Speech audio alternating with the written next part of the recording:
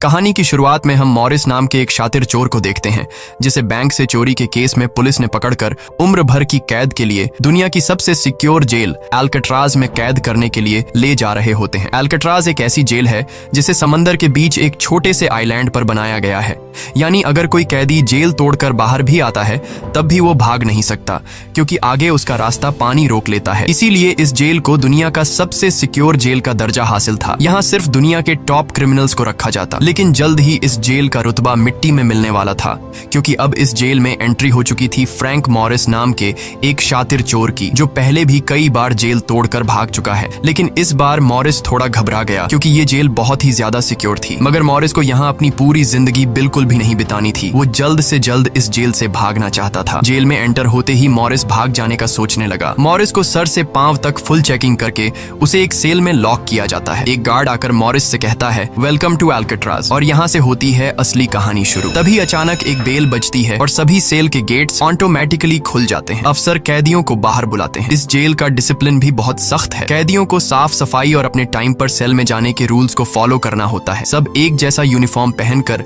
Line में breakfast खाने आ जाते हैं। मॉरिस के सामने लिटमस नाम का एक कैदी होता है। मॉरिस पूछता है कि मुझे तो कांटा ही नहीं मिला, अब मैं नूडल्स कैसे खाऊंगा? लिटमस उसे कहता है, अबे ये तेरा घर नहीं है, जो तुझे मिला है उसे चुपचाप खा ले। तभी वुल्फ नाम का एक खतरनाक कैदी मॉरिस को चिढ़ाने लग जाता है। वुल्फ से जेल में हर एक कैदी तंग था। वो यहाँ हर एक कैदी पर अपनी मनमानी चलाता था और उस पर बलात्कार के ढेर सारे केस भी हैं। इस जेल में एक से बढ़कर एक खतरनाक कैदी रखे जाते हैं। यहाँ लिटमस मॉरिस से थोड़ा खाना मांगता है और इस दौरान मॉरिस उसे अपनी प्लेट दे देता है। जब मॉरिस टेबल के नीचे से देखता है तो उसे पता चलता है कि लिटमस खुद खाना नहीं खा रहा बल्कि वो चूहे को दे रहा है। रात को एक गार्ड मॉरिस को वार्डन के पास लेके जाता है। जब मॉरिस वार्डन के ऑफिस में पहुंचता है तो वार्डन मॉरिस से कहता है कि मैं जानता हूं कि तुम बहुत ही शार्प माइंड हो और बहुत इंटेलिजेंट भी हो, लेकिन वो सब यहाँ किस काम का, क्योंकि तुम्हारे जैसे यहाँ कितने आए और गए पर यहाँ से कोई बच नहीं पाया। यहाँ कैदी बहुत ही स्ट्रिक्ट रूल्स फॉलो करते हैं। 2 महीने में एक बार ही कोई तुमसे मिलने आ सकता है और वो भी तब अगर मेरा मूड अच्छा हो। वार्डन बहुत ही सख्त इंसान है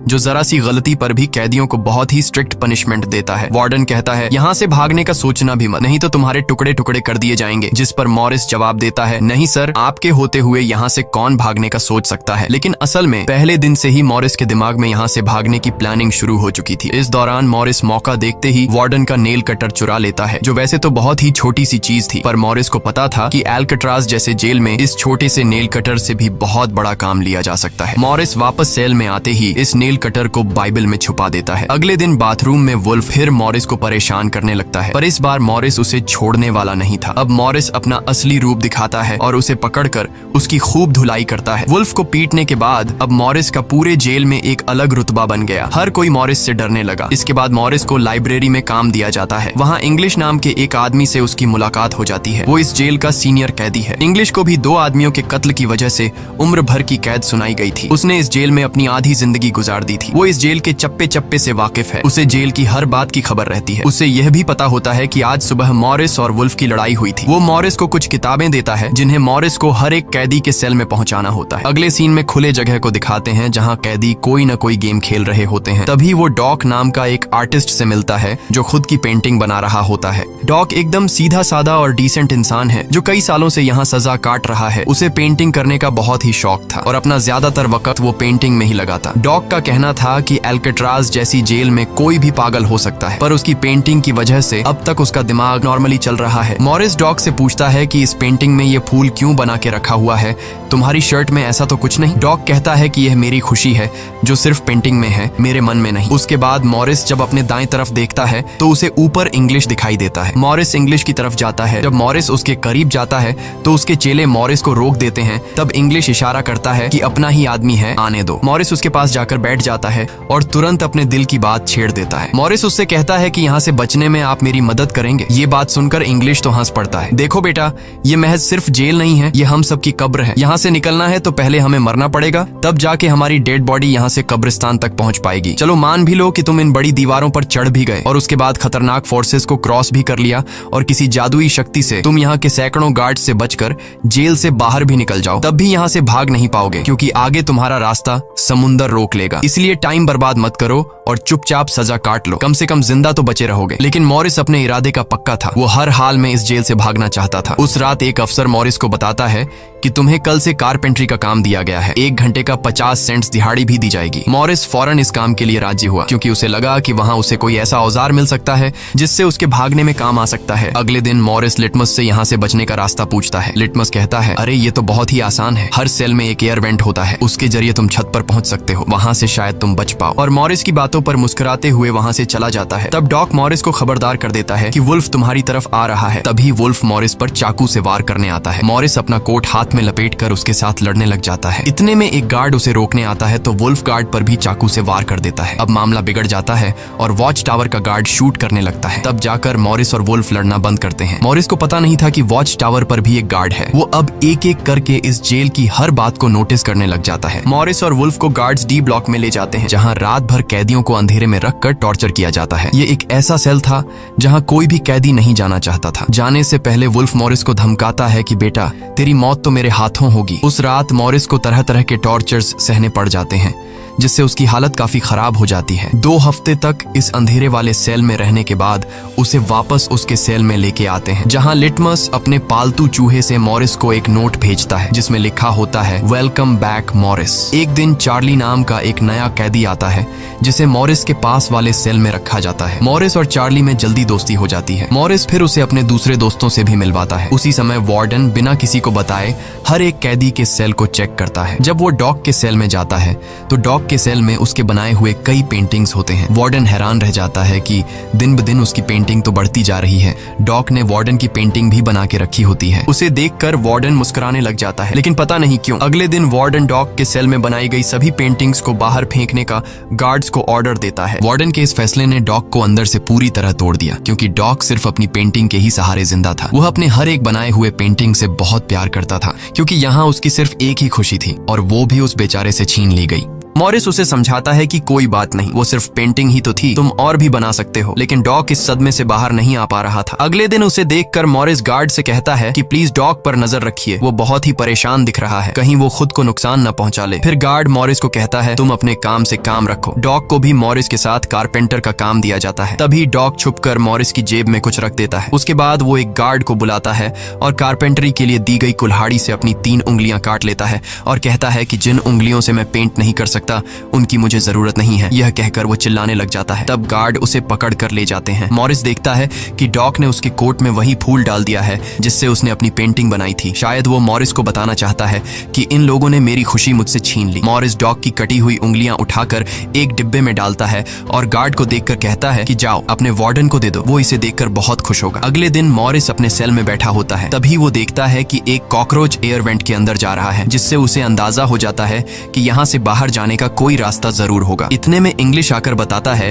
कि डॉक ने खुद की उंगलियां इसलिए काटी क्योंकि उसे पेंटिंग करने की परमिशन रद्द कर दी गई थी, इसीलिए उसने तंग होकर अपनी उंगलियां काट ली। यह जानकर मॉरिस को बहुत गुस्सा आता है। अगले दिन डाइनिंग हॉल में वार्डन मॉरिस से पूछता है कि तुम इस डॉग को इतना सपोर्ट क्यों कर रहे हो। वह कहता है ऐसा कुछ नहीं है। ये कहकर मॉरिस वापस टेबल पर जाकर बैठ जाता है। वहाँ उसकी मुलाकात 2 भाइयों जॉन और क्लैरेंस से होती है, पर मॉरिस उनसे ऐसे बात करता है जैसे वह उन्हें पहले से जानता हो। जॉन और क्लैरेंस दरअसल ये दोनों किसी और जेल में मॉरिस के गैंग में थे। जॉन को अब जेल से भागने का काम आसान लगने लगा क्योंकि ये दोनों भाई मॉरिस की तरह शार्प माइंड थे और अब ये तीनों जेल से भागने की प्लानिंग करने लगे। दोपहर को चार्ली की गर्लफ्रेंड उससे मिलने आती है। दूसरी तरफ इंग्लिश की बेटी उससे मिलने आई होती है। इंग्लिश अपनी बेटी को देखते ही उसकी आंखों में आंसू आ जाते हैं क्योंकि उसकी बेटी उसकी गैर मौजूदगी में काफी बड़ी हो चुकी थी और इंग्लिश को अपनी बेटी का बचपन न देख पाने का बहुत अफसोस था। दूसरी तरफ चार्ली को उसकी वाइफ बताती है कि तुम्हारी माँ बहुत बीमार है और डॉक्टर कहते हैं कि वह 1-2 महीनों से ज्यादा नहीं बच पाएंगी। ये बात सुनकर अब चार्ली भी अल्काट्राज से भागने का सोचने लगता है और इतने में गार्ड आकर कहता है कि बात करने का समय खत्म हो चुका है। अब चार्ली बहुत परेशान होता है। वह उस रात मॉरिस से कहता है कि अगर तुम यहाँ से भागने का प्लान बनाओ तो मुझे भी शामिल कर लेना। अगले दिन मॉरिस, चार्ली, जॉन और क्लैरेंस की मीटिंग होती है। तब मॉरिस उन्हें बताता है कि हर सेल का एयर वेंट ऊपर छत पर खुलता है और दूसरी बात ये कि ये जगह खारे पानी से भरे समुद्र के बीच है जिसकी वजह से दीवारें कमजोर हो गई हैं। मेरे पास एक नेल कटर है और मैंने खुदाई पहले से शुरू भी कर दी है। अगर मैं थोड़ा थोड़ा करके खोदूं और एक छोटा सा टनल बनाकर छत पर पहुंच जाऊं तो इस जगह की जांच करने के बाद पता चल जाएगा कि यहाँ से कैसे भागा जा सकता है। जॉन पूछता है कि रात को अगर गार्ड्स को पता चल गया कि तुम अपने सेल में नहीं हो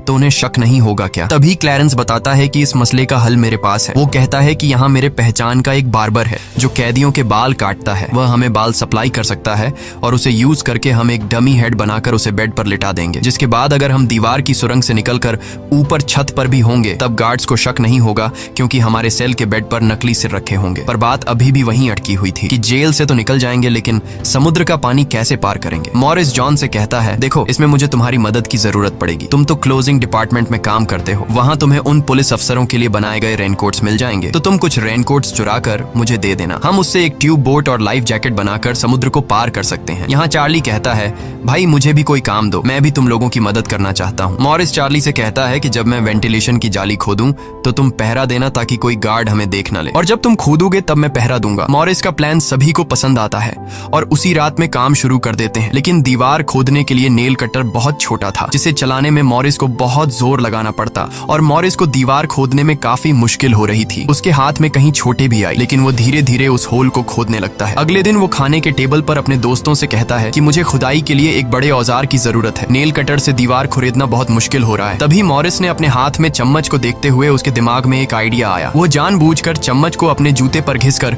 उसे गंदा कर देता है। उसके बाद मॉरिस ने गार्ड को बुलाया और कहा कि ये चम्मच गंदा है, मुझे दूसरा चम्मच दो। बाकी लोगों ने भी गार्ड से उनका चम्मच बदलने की रिक्वेस्ट की। गार्ड को इसमें कोई गड़बड़ नहीं लगी और उसने फौरन चम्मच बदलने की इजाजत दे दी, जिसके बाद वह सीधा टेबल की तरफ बढ़ता है जहां एक और सिक्योरिटी गार्ड सीट पर बैठा होता है। पर जैसे ही वह टेबल पर रखे हुए चम्मच बदलने लगता है तो जॉन ने वहां मौजूद गार्ड को बातों में उलझा लिया, जिसका फायदा उठाते हुए मॉरिस ने एक के बजाय 2 चम्मच उठा लिए और एक को जेब में छुपाकर रख दिया, जिसके बाद वह सीधा अपने सेल में चला जाता है। रात को इंग्लिश उसे बुक देने आता है तो मॉरिस पूछता है कि क्या यहाँ पर वेल्डिंग करने वाला कोई इक्विपमेंट मिलेगा? इंग्लिश समझ जाता है कि मॉरिस के सिर पर अब भी जेल से भाग निकलने का भूत सवार है। वह कहता है कि मैं तुम्हें पहले भी बता चुका हूँ कि तुम्हारी कोशिश बेकार हो जाएगी, क्योंकि तुम पकड़े जाओगे और शायद अपनी जान भी गंवा दोगे। इतने सालों में मुझे कभी भागने का ख्याल नहीं आया, क्योंकि मैं जानता हूँ ये इम्पॉसिबल है, लेकिन तुम जिद्दी हो तो मैं क्या कर सकता हूँ, करो कोशिश। लेकिन मॉरिस को उसकी वार्निंग का कोई फर्क नहीं पड़ता। वह अगले दिन लिटमस से माचिस मांगता है और कहता है कि अगर आप मेरी मदद करेंगे तो मैं आपके चूहे को अपने हिस्से का खाना हर रोज दूंगा। लिटमस खुश होकर ये डील मान जाता है, क्योंकि लिटमस को चूहा बहुत पसंद था। उसी रात लिटमस मॉरिस को अपने माचिस पास कराता है। मॉरिस नेल कटर के एक हैंडल को निकालता है, जिससे वह एक छोटा सा बेलचा बनाने जा रहा होता है। फिर वह चम्मच को तोड़कर नेल कटर की हैंडल से जोड़ लेता है। फिर माचिस चलाकर दोनों को अच्छी तरह से वेल्ड करके एक नुकीला औजार तैयार कर लेता है। बस फिर क्या था, वो वेंट के चारों ओर खुदाई शुरू करता है। चार्ली पहरा देता है। अगर कोई गार्ड उस तरफ आया तो वह तुरंत सीटी मारकर मॉरिस को सिग्नल देगा, पर पहरा देते देते चार्ली की आंख लग जाती है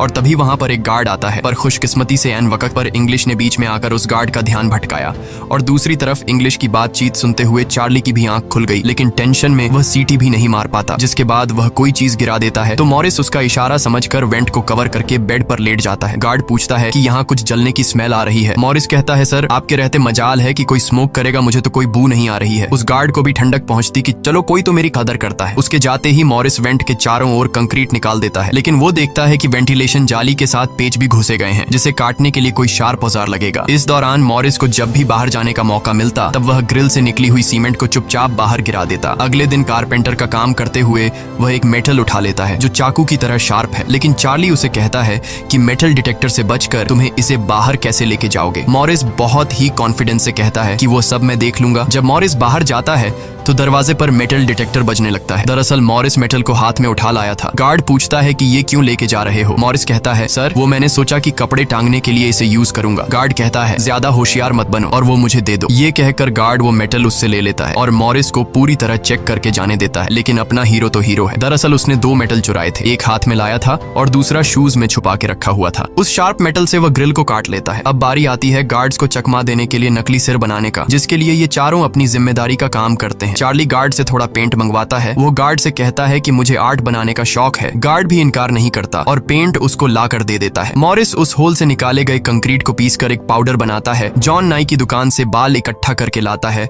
और क्लैरेंस लाइब्रेरी से पुरानी किताबें इकट्ठा कर लेता है। सारा सामान इकट्ठा होने के बाद मॉरिस पानी और पुराने मैगजीन का इस्तेमाल करके एक डमी सिर बनाने लगता है, जिसके ऊपर पेंट और नकली बाल लगाकर बिल्कुल रियल दिखने वाला एक नकली सिर तैयार कर लेता है। साथ ही साथ मॉरिस ने अपने प्लान को और मजबूत करने के लिए नकली कार्डबोर्ड बनाए, जिससे कोई शक नहीं कर पाएगा कि सामने की दीवार में किसी ने सुरंग बनाई है। एक रात मॉरिस ने अकेले ही ऊपर जाने का फैसला किया, जिसके लिए उसने अपनी बनाई गई नकली खोपड़ी चार्ली को बेड पर रखा और उसे गर्दन तक कंबल से ढक लिया, जिसके बाद वह नकली कार्डबोर्ड लेकर सुरंग से बाहर निकल आता है। वहां मॉरिस पाइप्स को पकड़कर धीरे धीरे ऊपर छत पर चढ़ जाता है। दूसरी तरफ चार्ली बाहर पहरा दे रहा होता है। छत पर पहुंचने के बाद मॉरिस देखता है कि वहां ऊपर एक लोहे का ग्रिल है जिस तक वह कूद कर भी नहीं पहुंच पाता। इसी बीच एक गार्ड आता है और चार्ली से पूछता है कि इतनी देर रात तक तुम पेंट क्यों कर रहे हो और तुम्हारा दोस्त मॉरिस आज इतनी जल्दी क्यों सो गया। चार्ली कहता है कि जी सर, आज मॉरिस कारपेंट्री का काम करते हुए थक गया था, इसलिए वह जल्दी सो गया। तभी अचानक गार्ड के हाथ से उसकी लाठी नीचे गिर जाती है। उसे उठाते हुए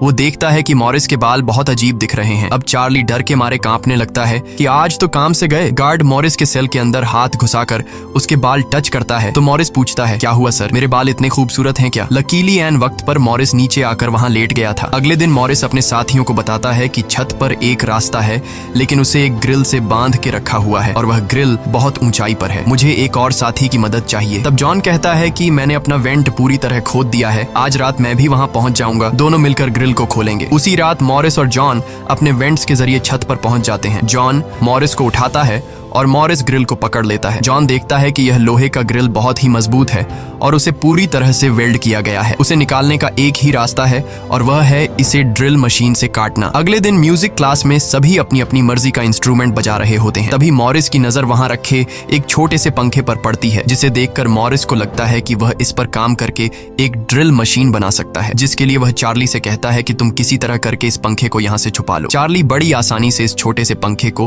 अपने इंस्ट्रूमेंट बॉक्स में छुपाकर रख देता है। जब चार्ली बाहर आता है तो गार्ड्स उसके इंस्ट्रूमेंट बॉक्स को चेक भी करते हैं, लेकिन उन्हें पंखा नहीं नजर आता और चार्ली को जाने दिया जाता है। वह पंखा जैसे ही मॉरिस के हाथ लगता है तो मॉरिस उस पर काम करना शुरू कर देता है और कई घंटों बाद मॉरिस उस पंखे से एक ड्रिल मशीन तैयार कर लेता है। उस रात मॉरिस और चार्ली छत पर चढ़कर उस लोहे की रोड को ड्रिल मशीन से काटने लग जाते हैं। ड्रिल मशीन की आवाज काफी तेज थी, जो कि ड्रिल की आवाज को सुनकर गार्ड्स ऊपर आने लगते हैं, लेकिन तब तक मॉरिस ग्रिल का एक रोड काट देता है और ड्रिलिंग की आवाज बंद हो जाती है। ड्रिल की आवाज बंद होने के बाद गार्ड उसे नजरअंदाज करके वापस चला जाता है। अब इन चारों ने भागने के लिए अपने सभी रास्ते खोल दिए थे, जिसके बाद वह मंगलवार की रात को दुनिया की सबसे सिक्योर जेल एल्केट्राज से भागने वाले थे, जिससे आज तक कोई भी नहीं भाग पाया था। अगले दिन फिर उनकी मीटिंग होती है और वह भी मूवी हॉल में, जहां सब मूवी देख रहे होते हैं। मूवी की आवाज के बीच मॉरिस जॉन और क्लैरेंस से पूछता है कि क्या तुम्हारा वेंट तैयार हुआ है और उन रेनकोट्स का क्या हुआ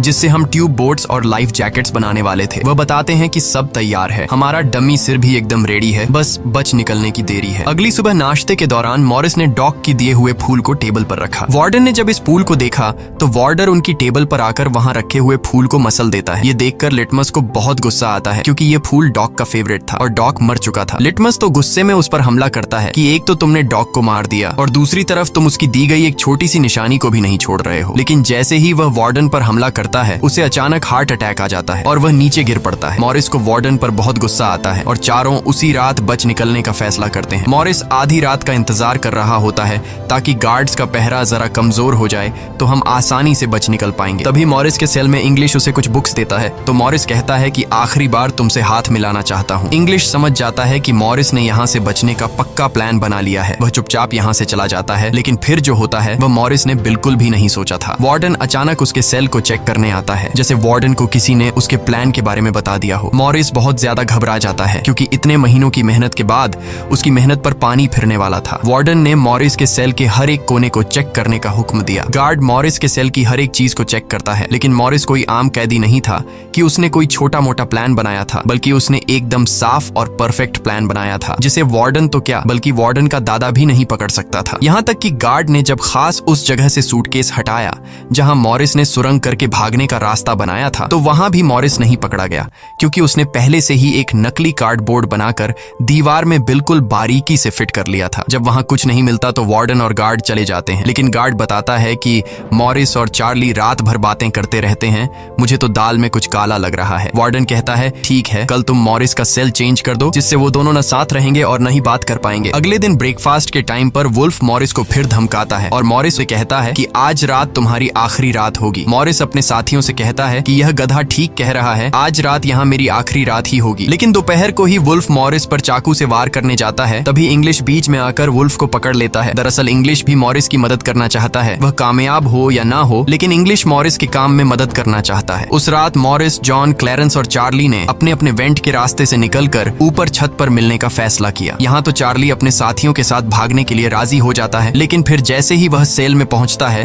तो उसे घबराहट होने लगती है। सेल में अकेला बैठकर उसने प्लान में शामिल ना होने का फैसला किया और उसके बाकी 3 साथी अपने अपने वेंट के रास्ते से निकलकर ऊपर छत तक पहुंच जाते हैं। वह तीनों काफी देर तक चार्ली का इंतजार करते हैं, लेकिन काफी टाइम गुजरने के बाद जब उन्हें लगता है कि चार्ली नहीं आएगा तो वह चार्ली को छोड़कर निकलने का फैसला कर लेते हैं। वह तीनों अपने प्लान के मुताबिक आगे बढ़ने लगे, लेकिन इधर चार्ली की आंखों के सामने उसकी आजादी का सपना दूर होता जा रहा था। वह तीनों धीरे धीरे सर्चलाइट से छुपकर भागने लगे। इस तरह से वह छुप छुप कर बिल्डिंग के एंड पर पहुंच जाते हैं। तभी सेल में बैठे चार्ली के दिल में जोश आता है और वह भी भागने का इरादा कर लेता है। वह अपने वेंट के रास्ते से निकलकर ऊपर छत तक पहुंच जाता है, लेकिन अब बहुत देर हो चुकी थी क्योंकि वह अकेला वहां ऊपर के उस दरवाजे तक नहीं पहुंच पा रहा था। यानी उसने अपनी आजादी का मौका डर की वजह से गंवा दिया। दूसरी तरफ वह तीनों छत पर पाइप से लटक कर नीचे जमीन पर आ जाते हैं और टावर में बैठे सिक्योरिटी गार्ड की नजरों से बचते हुए जेल की आखिरी दीवार तक पहुंच जाते हैं और फिर वह तीनों बारी बारी उस फेंस की दीवार पर चढ़कर जेल से बाहर निकल आते हैं। अब वह तीनों तेजी से दौड़ते हुए समंदर के किनारे आ गए। फिर वह तीनों रेनकोट को निकालकर उसमें मुंह के जरिए हवा भरने लग जाते हैं। मुंह से भरने में उन्हें काफी टाइम लग रहा था, लेकिन इसके अलावा उनके पास कोई दूसरा रास्ता नहीं था। इसीलिए वह तीनों अपनी पूरी जान लगाकर जैसे तैसे करके रेनकोट से बनी ट्यूब बोट को आखिरकार फुला देते हैं और बोट को पानी में डाल देते हैं। इस तरह से यह तीनों अल्काट्राज के रुतबे को मट्टी में मिलाते हुए भाग जाते हैं। अगली सुबह एक गार्ड हर सेल को चेक कर रहा होता है। शुरुआत में गार्ड को सब कुछ नॉर्मल दिखाई देता है, लेकिन जब वो चार्ली के पास पहुंचते हैं तो चार्ली अपने सेल में भूत की तरह खड़ा होता है और दिल ही दिल में खुद को ताने दे रहा होता है कि काश कल रात को थोड़ा सा हिम्मत जुटा लेता तो शायद बाकी लोगों के साथ बच निकल जाता। गार्ड पूछता है कि तुम्हारा दोस्त यह इतनी देर तक क्यों सो रहा है। यह कहकर वो मॉरिस के सेल में जाकर उसे आवाज देता है, लेकिन मॉरिस की तरफ से कोई जवाब नहीं मिलता तो गार्ड को गुस्सा आता है और वो सेल खोलकर उसे बालों से पकड़कर उठाने की कोशिश करता है। लेकिन जब गार्ड उसे जोर से ऊपर की तरफ खींचता है तो सिर नीचे गिर जाता है। यह देखकर गार्ड के पैरों तले जमीन ही खिसक गई, क्योंकि मॉरिस अब सेल में नहीं बल्कि बाहरी दुनिया के मजे ले रहा है। बेड पर तो उसने अपना डमी हेड छोड़ दिया था, जिसके बाद पूरे अल्काट्राज में सायरन बजने लग जाते हैं। पूरे जेल में यह बात फैल गई कि जेल से कुछ कैदी भाग चुके हैं, जिसके बाद वार्डन जेल के चप्पे चप्पे में उन तीनों को ढूंढने लगता है। जब वो तीनों जेल के अंदर नहीं मिलते तो वार्डन समुद्र में एक सर्च ऑपरेशन चलाता है। वार्डन को यकीन नहीं होता कि वो तीनों बच निकल गए। उसे लगता है कि जरूर तीनों पानी में मरे होंगे, पर अंदर ही अंदर वार्डन जानता था कि वो तीनों बहुत ही स्ट्रांग थे। उन तीनों ने समुद्र के पानी को पार करके अब आजादी का सांस ले रहे होंगे। वार्डन से हेडक्वार्टर के अफसर सवाल पे सवाल उठा रहे होते हैं, तुम क्या सो रहे थे जब वो तीनों बच निकले। वार्डन बहुत ही टेंशन में होता है, लेकिन तभी वहां पर वार्डन को डॉग का वही फेवरेट फूल मिलता है। इसका मतलब ये था कि मॉरिस वार्डन से डॉग का बदला भी लेना चाहता था। तब सर्च टीम का हेड आकर बताता है कि सर, हर तरफ सर्च हो चुका है, लेकिन उनकी बॉडीज नहीं मिली। अब वार्डन अपनी नौकरी और खुद की इमेज बचाने के लिए उसे कहता है कि जैसा मैं कहता हूँ वैसे रिपोर्ट लिखो कि उन तीनों ने बचने की कोशिश की, लेकिन वो तीनों पानी में डूबकर मर गए। लेकिन वॉल्टन की इस बात पर किसी को भी भरोसा नहीं हुआ, जिसके बाद मॉरिस अल्काट्राज जेल तोड़ने से पूरी दुनिया में जीनियस के नाम से मशहूर हुआ। इस घटना के 1 साल के बाद अल्काट्राज जेल को बंद कर दिया गया, क्योंकि अब इसकी कोई गारंटी नहीं थी कि यहाँ से कोई बच नहीं सकता। इस तरह से सच्ची कहानी पर बनाई गई ये फिल्म खत्म हो जाती है। अगर वीडियो आपको अच्छी लगी हो तो हमारे चैनल को सब्सक्राइब और वीडियो को लाइक जरूर कीजिएगा।